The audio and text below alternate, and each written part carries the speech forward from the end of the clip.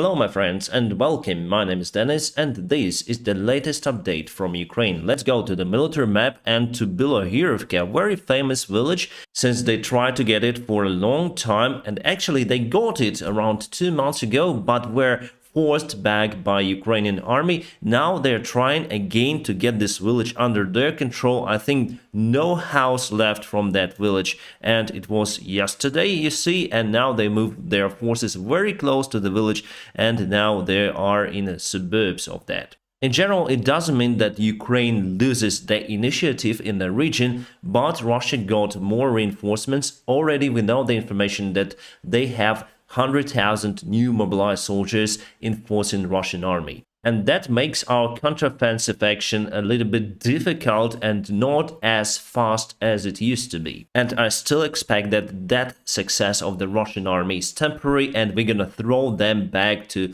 Lysychansk and Severodonetsk and we're gonna free those territories.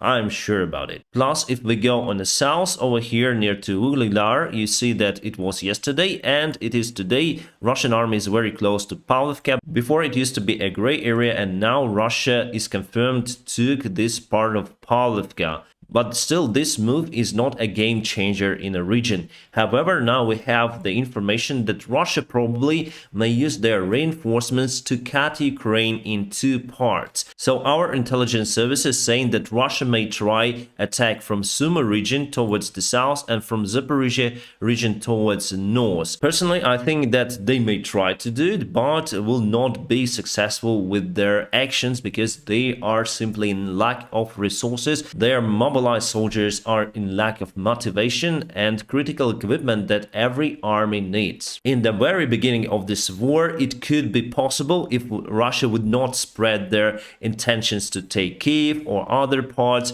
They should have concentrated their resources to take this part of Ukraine, cutting Ukrainian army out from the rest of Ukraine. And that would make sense, obviously. But now, with all their losses that they have, I think it's just not possible. And now let's go to the latest news and events. This is the Russian air base in Russian Federation, Pskov city, far away from the front lines. And it is the base for the Russian helicopters, in particular K-52 Alligator. And this is the recent satellite image showing that two of the helicopters were destroyed. And it was reported as a sabotage attack by someone who entered that area. It means that Russia is in lack of resources even to protect their own bases in Russia itself. Not a long time ago, after Sevastopol harbor drone attack, Russia said that they are out of the grain deal and they will block all of the ships coming from Ukrainian ports. However, now we can see that some of the ships actually coming from Odessa ports on the way to Turkey. They carry Turkish flag and obviously Ukrainian grains. And Russia is simply silent on that. They cannot do anything. Basically, they cannot fire directly to the civilian ships, Turkish ships. Some of the breaking warning news: Saudi Arabia and United States on a high alert after warning on imminent Iranian attack on Saudi Arabia. This article says that Iran wants to distract their society from the local protests and start a global war, one more war in the region. I think it is a kind of stupid idea. They may put their country under the threat of being just invaded by the coalition of Saudi Arabia and United States. They have much more powerful armies compared to Iran. But anyways, that's what they do. They say attack is imminent. The similar information that we have before the Russian invasion, the information was coming from the intelligence services of our Western allies. And Saudi Arabia already put their air defense systems on high alert level because of the, as article says, imminent Iranian attack. Belarusian KGB, yes, they still have KGB, that is their intelligence services, and they say that 101st Airborne Division of United States moved to Poland and ready to attack Belarus. Before they say that Ukraine wanted to attack Belarus from 4 directions and Russian army cancelled that provocation from Ukraine. So basically, I don't know where is 101st Division, Airborne Division of United States. The last time I saw the reports about it, they were in Romania. Iran is ready to supply more than 200 drones to the Russian army this month. So they will supply Shahed 136 and Mojahid 6.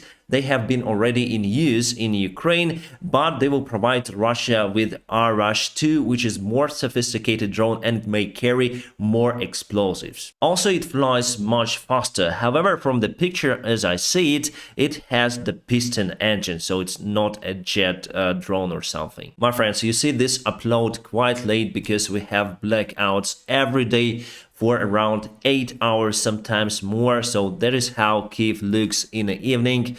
Some of the lights still there, but mostly the electricity comes from generators. It is very hard time for us to be here, but what can we do? Russia said about one more possible mobilization wave that could be next spring. And we have the statement from our Air Force Command that Russia is getting ready to use Iranian rockets. Well, if Iran would dare to attack Saudi Arabia and other allies, they probably would need those rockets and will not supply them to the Russian side. I think like that. But still, CNN says that Iran is getting ready to send 1,000 drones and ballistic missiles to Russia. I don't know where this video was taken, probably in the United States. You see HIMARS and kids, so happy Halloween.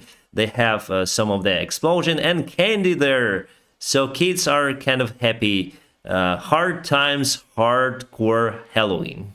Our army says that they sent around 100 soldiers to be trained for the NASAMS systems, and good news that we'll have around 8 of the units from United States of America. As you know, yesterday it was a massive rocket attack. Russia used more than 50 cruise missiles. We shot down 44 of them, but 6 targeted our electrical infrastructure, which is already very vulnerable. That is why we have more blackouts. So Putin said that it was his revenge after the Sevastopol harbor drone attack. It means that maybe we hit those ships kind of hard. And today it's the first time that those ships were not spotted in the Black Sea. Here, my friends, you can see the strong difference between Ukraine and Russia. So we attack only military targets, but Russia attacks civilian infrastructure together with hospitals and residential buildings. So Russia is a terrorist state. Awesome video filmed by our MiG-29 pilot. Those guys do fantastic job. And I would like to be there in the skies. Oh, my friends, the view is fantastic.